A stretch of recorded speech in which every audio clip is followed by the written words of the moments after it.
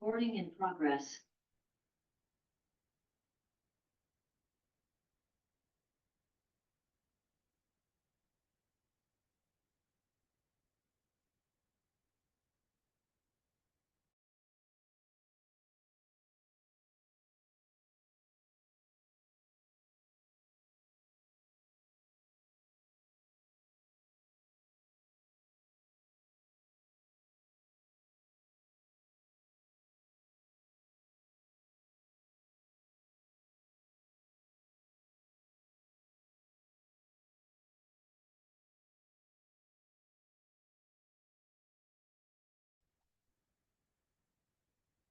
Calling is into session today, July 12th.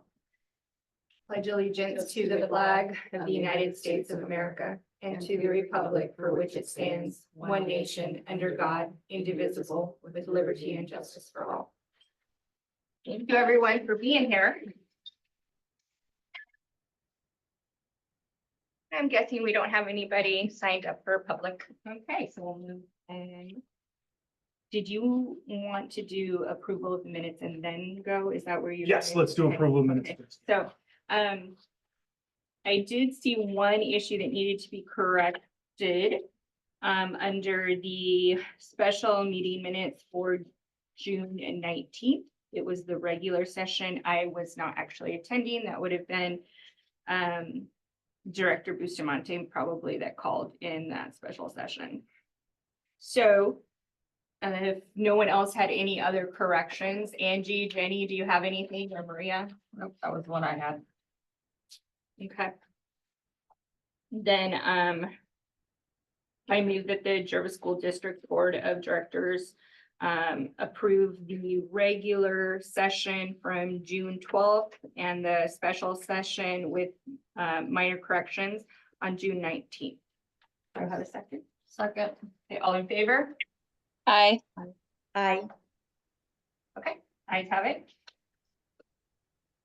And then it looks like we can move on, right? We can, Yeah. yeah, I think, so I'll jump back to 2.3 really quick for announcements. Danny just had a couple of them. The first being that the OSBA Summer Conference is in Salem. It's from August 9th through 11th. And so if there are any board members that would like to attend, you can just see Sandra.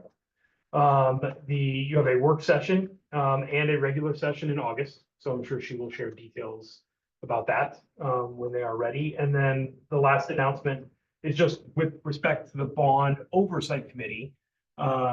We had 16 applicants for the committee. Several of us got together, we looked at the applications, we vetted them, we made sure that the different zones within the Jervis School District boundaries were all represented. We've narrowed it down to around 7 to 9 different community members on that oversight committee. The initial invitations to participate have already gone out. Some of them are filtering back in. But we certainly expect that by the first meeting in September, the bond oversight committee will be fully formed and ready to participate in the process. Excellent. It's nice to have that many. We actually had of the 16, it wasn't an easy decision. There was actually quite a few very qualified and interested community members to participate. So it was a good conversation to have. Good. That gets us up to reports, but because of the nature that Adam McCormick, who represents RNC Management Group, is with us, what I would like to propose is that the board allows action item 8.6, which is the approval of the project manager, to move up to this point in the meeting. Karen Davis would like to be able to provide a presentation on how we went through the vetting process. We had 10 applicants for the project manager position, and so we went through a vetting process. Karen would like to explain that process in detail, and then Adam would be able to comment or answer any questions we have. And then because it's an action item, the board can vote to approve that particular action item, and then we'll jump back into reports. Can you bring up my document? I can, yes. I can go ahead and get started. Bring it up. I will bring it to you.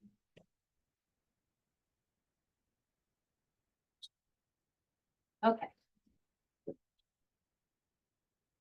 Sorry, the cursor is lagging. A little bit slower than the rest of our. There we go. There we go. Okay, It's on its way. so this is kind of a review of the process that we went through in selection for the bond project manager firm. First of all, on May 31st, we posted a request for qualifications, posted it to a few different newspapers, all directing them to Oregon Buys or our website for that information. They had on June 12th, we had a mandatory walkthrough. And we had 22 potential proposers in attendance at the walkthrough, representing 14 different companies. On the proposal due date, July 1st, we had 10 proposals come in for bond project management from the following, and you can see that list up there. The selection committee consisted of Superintendent Dandy Stevens, Creighton Helms, myself, Gus Munoz, Julie Powers. And each of those members had to read through the proposals, and we used a standardized scoring sheet to evaluate each of the proposals. And so the areas that we scored are listed here. They included firm's work history and service area, experience with Oregon K-12 projects, project scheduling and cost control, and then project scheduling. You gave a little more definition of what those differences are within it. And then firm team knowledge and experience, references, key personnel and staffing, project leadership, the schedule of billing rates, although we did this as an RFQ and we didn't judge the rates, but we just asked that they be included. And then equity in public contracting. The selection committee, after reading through the proposals, debriefed together and, went through and kind of said our feelings on the different companies that proposed. And through that process, we came up with a short list of 4 companies, including RNC Management Group, BPM Company, HMK Company, and Turner and Townsend Harry. Then at that point, the selection committee went out and each of us had kind of a list of references to be called. And we created a shared document. And so as we're making those calls, we're entering the information so we can each read each other's information on the reference calls. And then we had on July 11th, again, we went in to discuss what we had, up to that point had come up with. And based on that, on our final discussion after having those reference calls, we landed on RNC Management Group.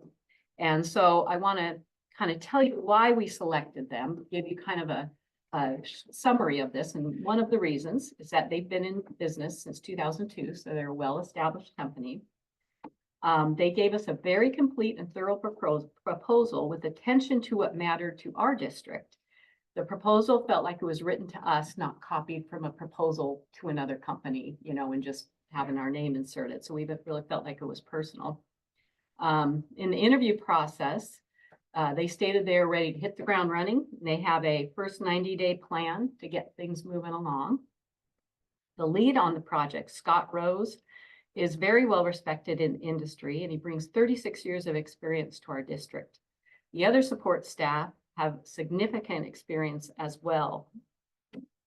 Their detailed timeline for the project is right in line with what we are expecting and anticipating. What they are, they said within their proposal, they are anticipated all bond promises are met by the fall of 2026.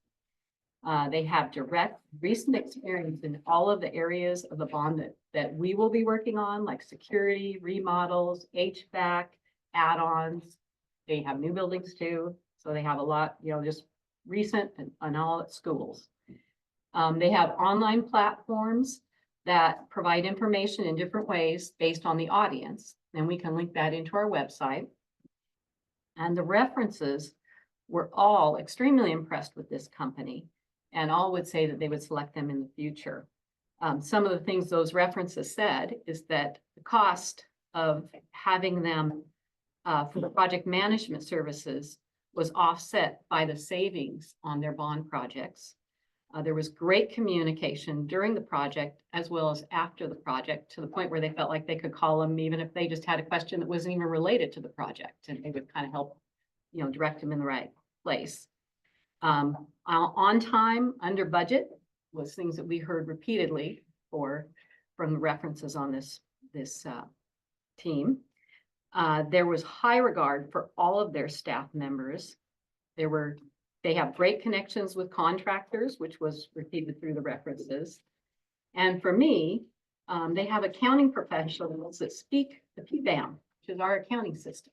And they know the full accounting system, not just, like a fund number. So that was, to me, very important. So we look forward to rolling up our sleeves and beginning the next step in implementing the bond. And so I will now, I guess, turn it over to Adam if he wants to start by saying a little something. Yeah, I don't know if you folks can hear me. We do have Scott Rose on here as well. He joined. I don't know if he can, I think he can hear us. I don't know if he can speak to it, but. I'm promoting him to a panelist right now, so we should be able Okay, to. great. So yeah, first and foremost, thank you so much for the opportunity. We were ecstatic to get that phone call yesterday from you folks. And like you said, we're just ready to hit the ground running. Congratulations again on everything.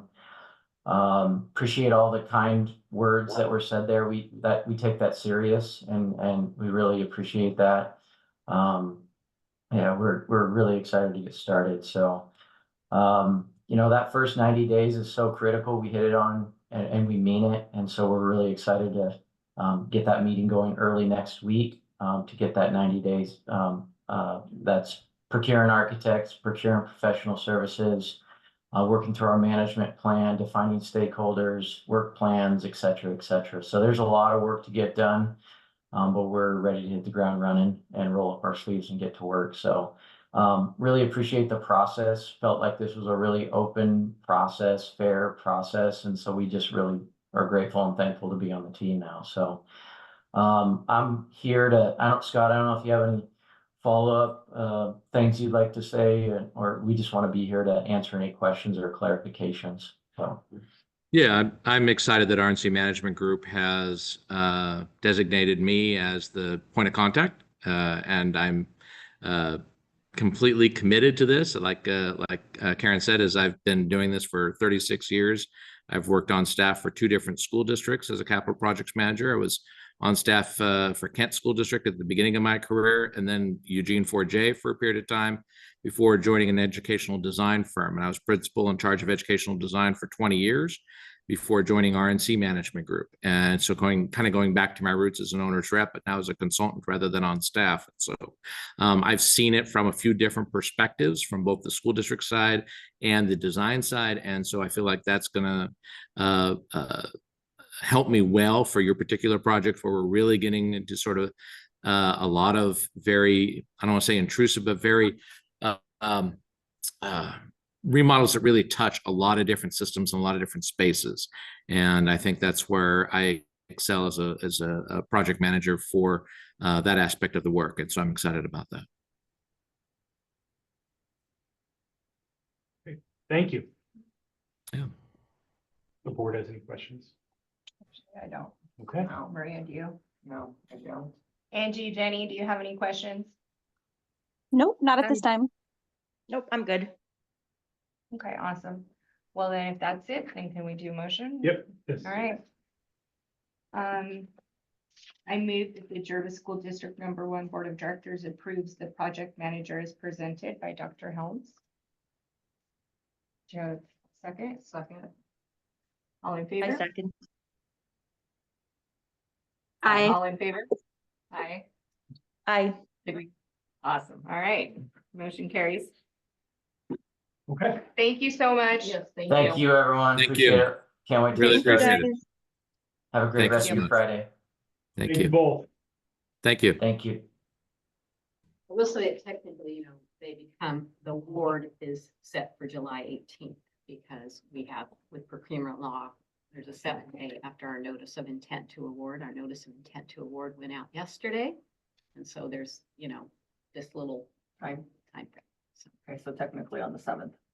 So we said. No, on the 18th. 18th. Yeah, 5 days. 7 days. 5 days. You were thinking when you said. Yes. Yeah, no, I trust you guys to have done your homework. It sounds like we're in good shape here, Yep. so. Andy and Karen took this about as serious as anything I've seen in my 7 years in the district. So they, We did. Thank Well, you. yes. Thank you for doing that. I mean, Yes, this has because- been contentious, and so we really need to be able to deliver Yeah. to our community. Yeah. For sure. absolutely. Okay. Thank you so much. Thank you, Adam. Thank you, All right. Scott. Thank you. Thank you. Take Appreciate care. it. Great. Have a great afternoon. You too. Thank you. Take care. We'll see you. So that shifts us back into reports. And so we can do 5.3 financial and I'll share, and then Great. I'll do a quick report on summer school, and then that will move us forward into the agenda. Okay. So let me move over to. All right, and yeah, so on, for my financial report, and the starting is that there's going to be a consent agenda item for passage of the calendar of events for our 25-26 budget. And you'll notice that we do have 2 vacancies for budget committee members. So I'm sure Sandra will post something and we'll be looking to get a couple more members in there, a couple new members. And then you can go on to you can go down to, keep going, 2 more pages down. Yeah, that's. All right. So on this document, this is our budget summary where we show all funds. And, we're at the end of the school year. And you'll see under the encumbrance tally, kind of at the bottom of the encumbrance column, it says that we have 632,000 still encumbered. But under the general fund, we only have about a little bit less than 100,000. And as I move through my board report, you'll know why that's important. A lot of what we're seeing as far as those encumbrances are textbook orders. So we put in some big textbook orders just recently. I'm not even sure they're all going to pay out of this fiscal year, depending on when we receive them or received them already. We're going to be moving POs into the next year and processing of them there. So that is the big portion of that 632,000 that you see there. Okay, and then next slide. This is the revenue overview. The only thing I want to point is at the bottom of this sheet, that middle column, which is the fiscal year to date 2024 amount, where they show the general fund revenues, general fund expenditures, and then they show you the balance, which, you're kind of looking at that at this point of what's going to carry over to the next fiscal year. I will say of this amount, 1.48 million, and this is general fund, 1.48 million belongs to Frontier Charter. So I'll show that again as we move through this.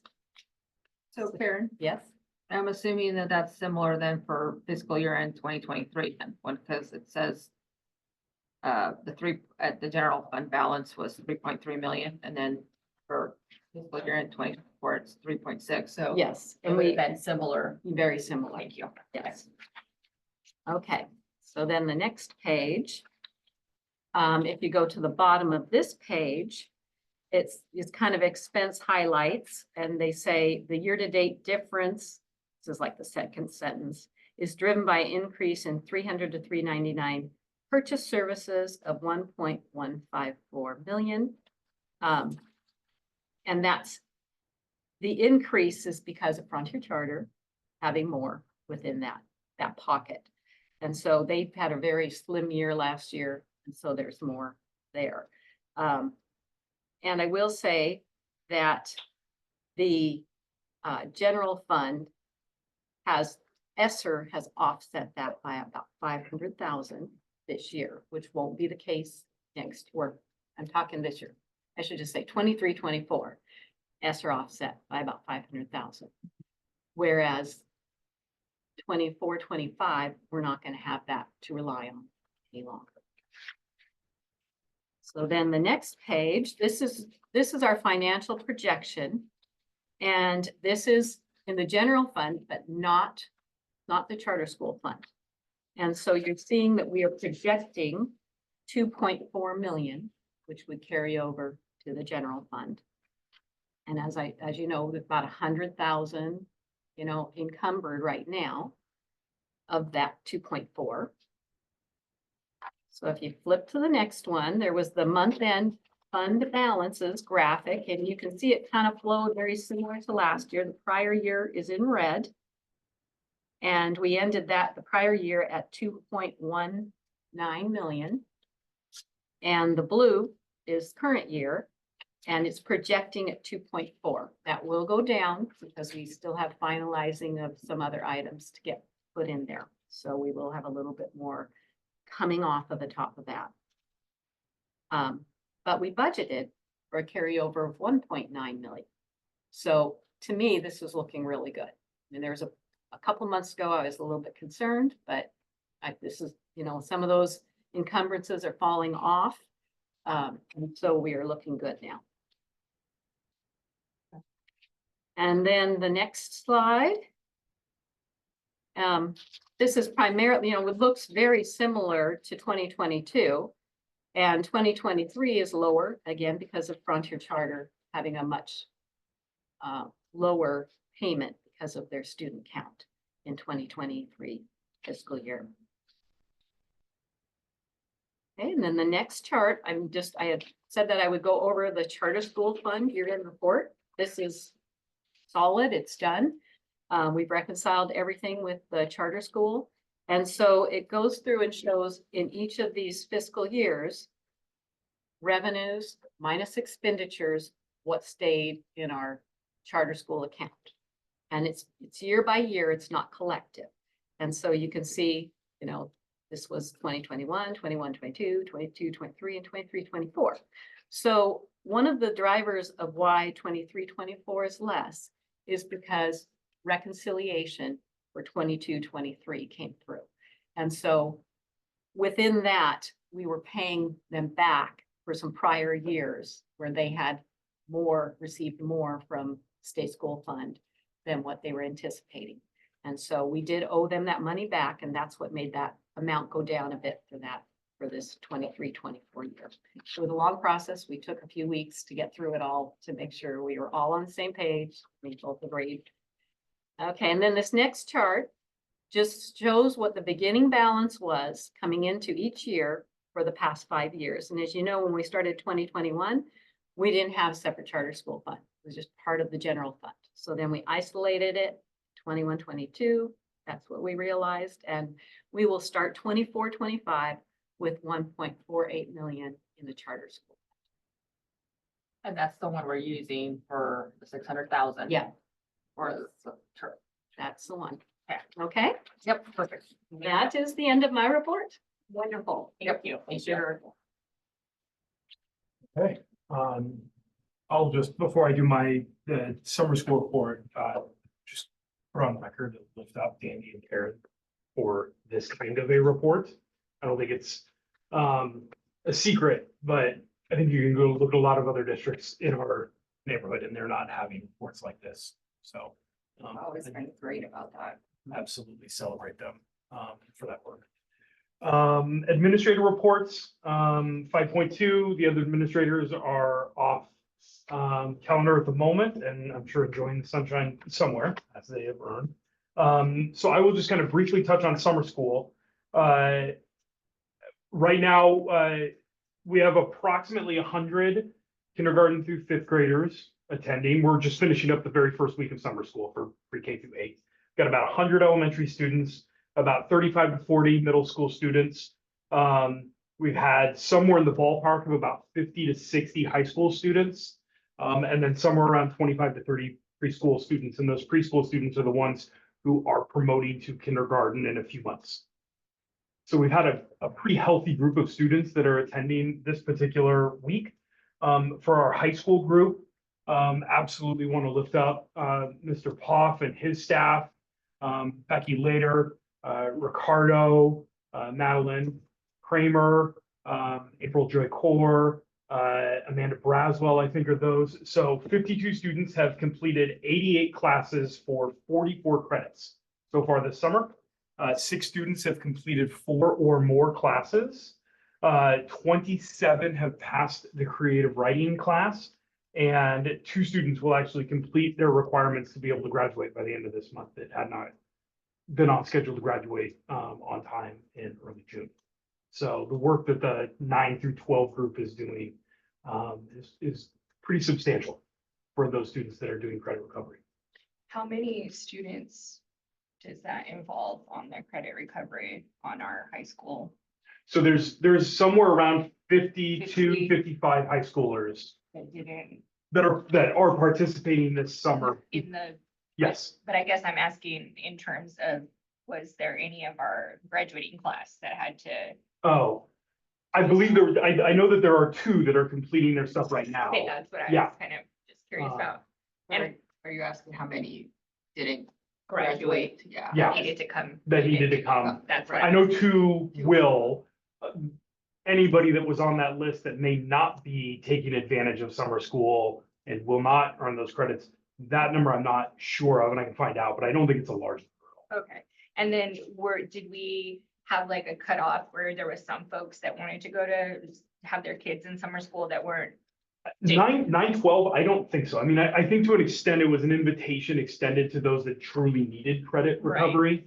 And I'm talking more on the lower grade. Yeah, okay, yeah, so yeah, for pre-K, it was just students that were gonna be going to kindergarten in Okay. September.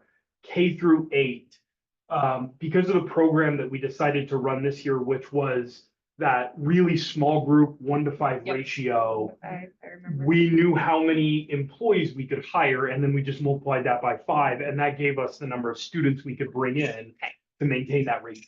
That's And what so I was it wasn't curious open to everybody. Unfortunately, in past years, we've had that about. Yeah, option, that's but what I then, remember. but then it's a 1 to 18 ratio. Uh-huh. And the challenge, the cost benefit is you're getting a lot more kids over the summer, but what those kids are able to accomplish over the summer in terms of catching up on their skills and those kind of things is honestly, it's substantially less than if you're working in a group of 5 kids in one room.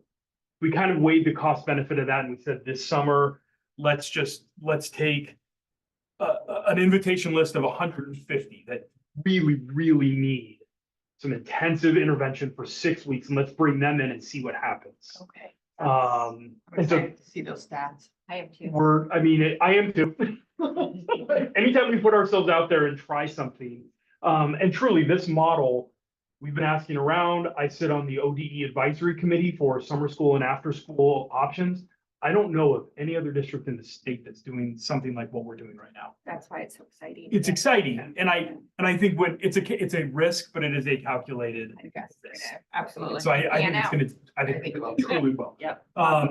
We've got over 20 students that are either in their educational programs at Western or Oregon State. We have one from Southern Oregon University that's with us right now. So we're employing a number of those students that are running small groups. We've got about a little bit more than 20 Jervis School District staff members that are over there working right now.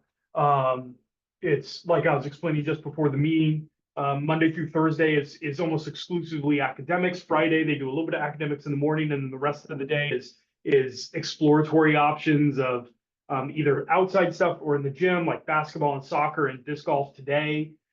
Inside, Michelle Chase is running a coding.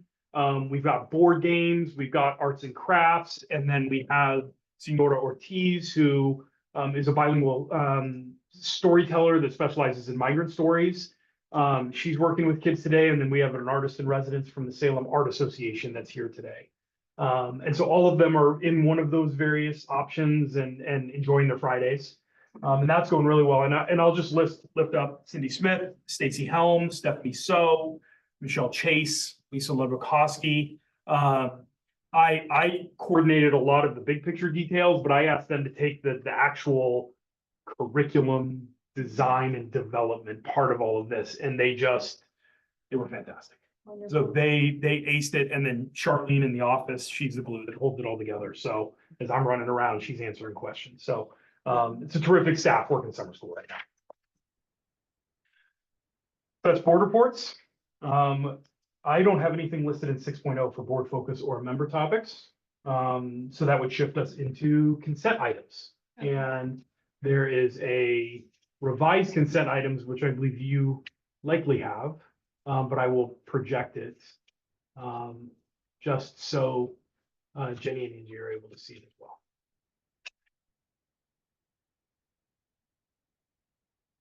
So these are our consent items, and just as a reminder, they can be approved en masse. For your conversation.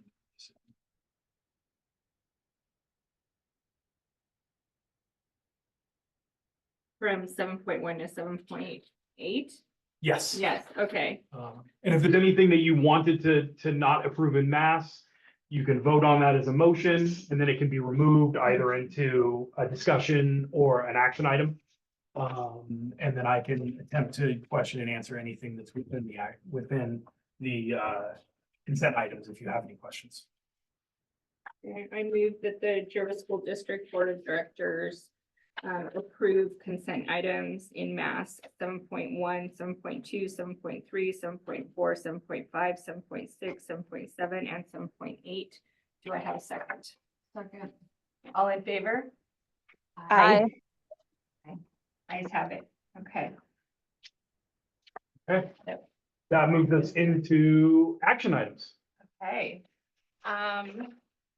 Henry's not here, so I propose that we make him the. He's not here, and he did say that he was okay with us. It's a veteran move.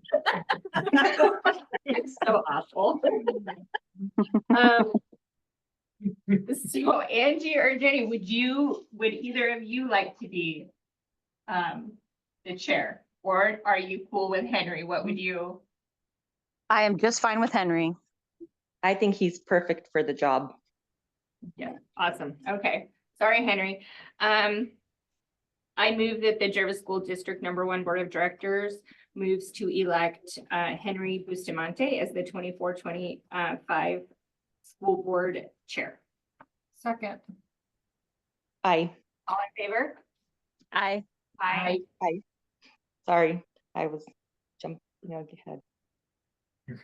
You're good. Did we get Jenny? We did. Yeah, Alright. aye. Okay, awesome. Motion passes. All right, who would like to be the vice chair? You would love to be the vice chair again. I agree. I'm not gonna do a motion for myself. so you Okay. better- Jervis School District #1 Board of Director moves to elect Ana Contreras as the 2004-2005 School Board Chair. Vice chair. Second. Vice Chair. Thank you. All in favor? Aye. Aye. Guys have it. All right, where are we at next? 8.3 is page 43 in your packet.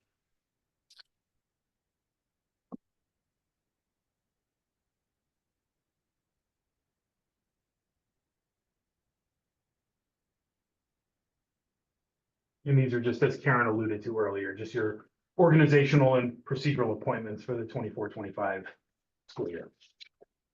Oh, this one. Where's the motion on that? Yeah, I've seen it here.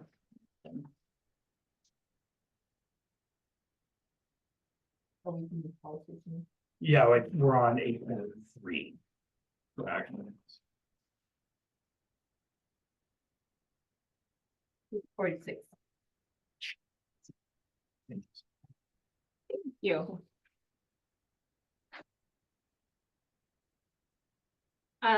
This is on the policy readings. Yes. Did we want to have any discussion on those? I had absolutely nothing and I read every single one of them. I think I may have made just one little. They're all pretty.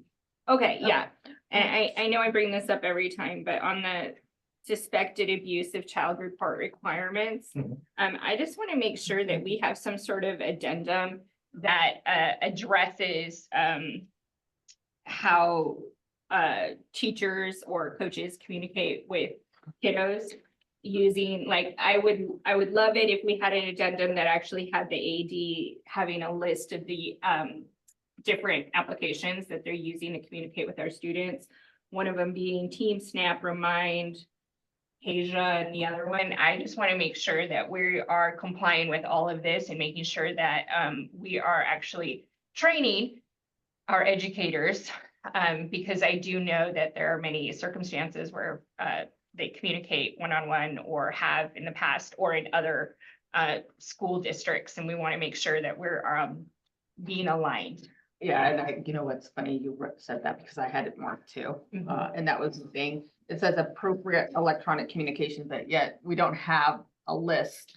And since it's so hard to change any of the policies that come down, I think a good way to address it is doing those addendums and making sure that we are taking care of this administratively for our students and actually, this to me seems like it would reside with the AD, but. Well, actually, though, it does say in here that the district shall provide information and training each school year to the district employees on the Yes. prevention. So like, I when mean, does that, I'm just curious, I'm assuming in the handbook, it says that, hey, we do it at the first start of, just like we September, do the training. just like we do trainings. Is Yes, that how it yeah, happens? so I know in the staff handbook, because we've reviewed it pretty recently, that there is some pretty explicit content about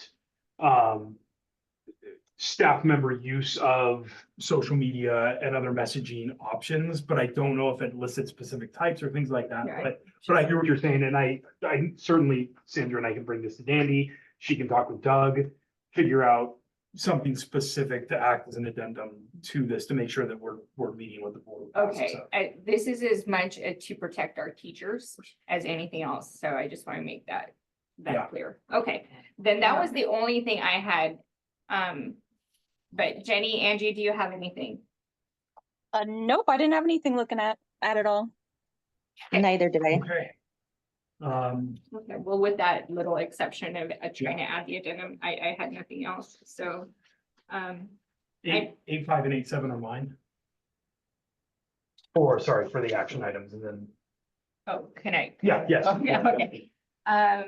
I move that the Jervis School District #1 Board of Directors approve the changes to policy AC, BBF, BBFC, CB, CBC, CBG, CCG, GBN, JBA, GBNAB JHFE, IG, EAF, IG, BAG, JBA GBN, JBAA, JHFE or slash GBNAB and JHFE slash GBNAB as shown in action items 7-24-8.3. Do I have a second? Second. All in favor? Aye. Aye. Ayes have it. Thank you. That was very difficult. Don't make me do that again, guys. I'm the one who's dyslexic. All right. Before I do, because we already did 8.6, before I do 8.5 and 8.7, did we do a vote of approval for 8.3, the organizational and procedural appointments? That was embedded. Was that embedded in all of that? Okay. I just wanted to double check. Make sure we did that. 8.5 is transformative social emotional learning implementation guidance. So this is coming from ORS 329.045, which says school boards shall require their districts to implement the standards and frameworks of this transformative social emotional framework. And I actually don't know if there's anything. Oh, I was gonna say. I don't. I don't think there's Okay, anything. so yeah. The fundamental difference between what has historically been our social emotional learning approach and what is now being required of districts with this transformational social emotional learning approach is that historically the social emotional learning has been approved if you were just teaching an approved curriculum. It's kind of out of the box. You have a time during the day or during the week where you're doing social emotional learning. It's kind of isolated in and of itself. And as long as you check that box, you're approved. The fundamental difference is that transformational SEL says that it needs to essentially be permeated in everything that you are doing. Everything should have an equity lens. Everything should have an element of social emotional awareness to it. So it's not just social emotional learning being done as an out-of-the-box curriculum during advisory period, that your PE teacher should be aware of what your social emotional learning standards are.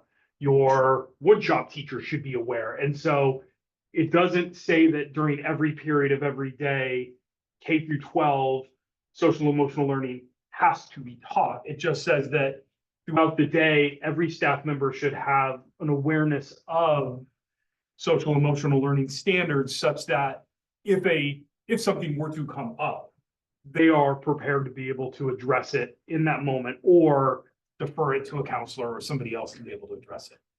So it just kind of says instead of social emotional being 25 minutes, 5 days a week, it's bell to bell and more of a holistic view of what SEL should be for students. That's truthfully the meat of it. But because of the ORS, it says that school boards need to require districts to do that. And so that makes it an action item that the school boards make it so.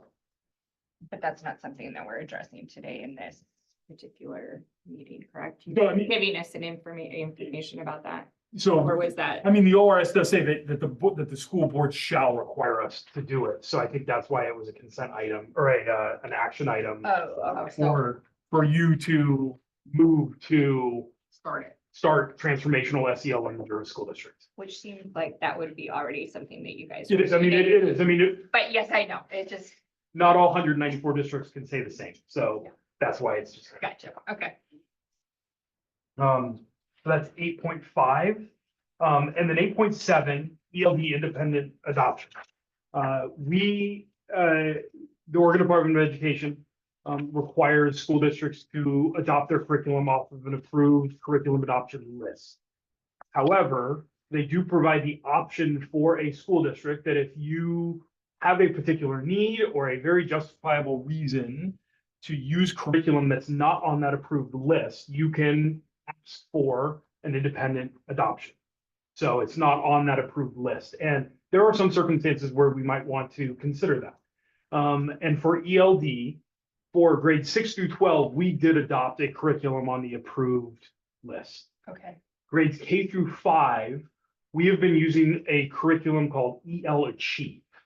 And EL Achieve, that's what we've been using for the last several years. It's what we've used for the last several years that have achieved some pretty fantastic results at the elementary school. It truthfully emphasizes productive language, the reading or the writing and the speaking in ways that most out of the box curriculums do not. It really gives the teachers flexibility when it comes to their instruction and their pedagogy to move with the students and based on their needs, because ELD is such a wide spectrum of needs. So we are asking the board to approve the independent adoption to be able to continue to use EL Achieve. And I can tell you the only reasons why it is not on the ODE approved list.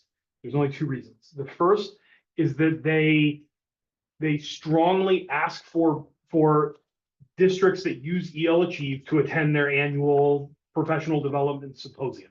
It's typically in Salem every single year for the West Coast, the Pacific Northwest. They just ask that if you're an EL Achieve partner district, that you send your folks to attend that so they can update you every single year on new materials, new practices. You get together, you talk about it. That's in violation of what ODE asks, because they wouldn't ask you if you adopted an out-of-box curriculum, you have mandatory PD. I can tell you that EL Achieve strongly recommends we attend, but they don't actually prevent you from using their curriculum if you don't attend. The real reason it's not on the approved list is because EL Achieve will not use the book repository site up in Portland, where all the curriculums will ship their materials to the repository building up in Portland, and then districts go to that building to get their materials. EL Achieve has their own warehouse. They ship directly to the districts. They said it would just cost them significant more money to just put a middleman distributor in the middle of that process. It's the only reason. Otherwise, EL Achieve conforms to all of the alignment requirements, from equity to standards alignments to assessment to accessibility. It's research-based. It has teacher support. It has student engagement. It has everything that every other curriculum has. It just doesn't want to use the book repository site. Okay, and I don't see any issue. None. Jenny, Angie, Nope. No. and then I'll make a motion then. I move that the Jervis School District #1 Board of Directors approves the ELD independent adoption as presented by Dr. Helms. Do I have a second? Second. All in favor? Aye. Okay, ayes have it. Thank you.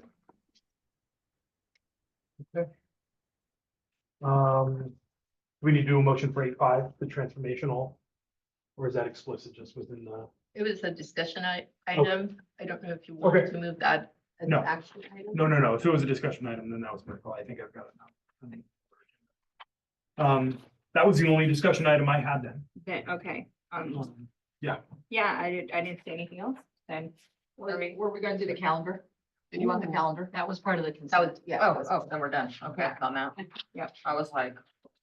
I think we're in good shape, right? That Done? brings us to the end of the agenda unless. All right. Members have anything else? Oh, look at that. Angie, Jenny, do you have anything before we are done? No, Nope. I think everything was good. Okay, awesome. Well, then I am calling us out of session.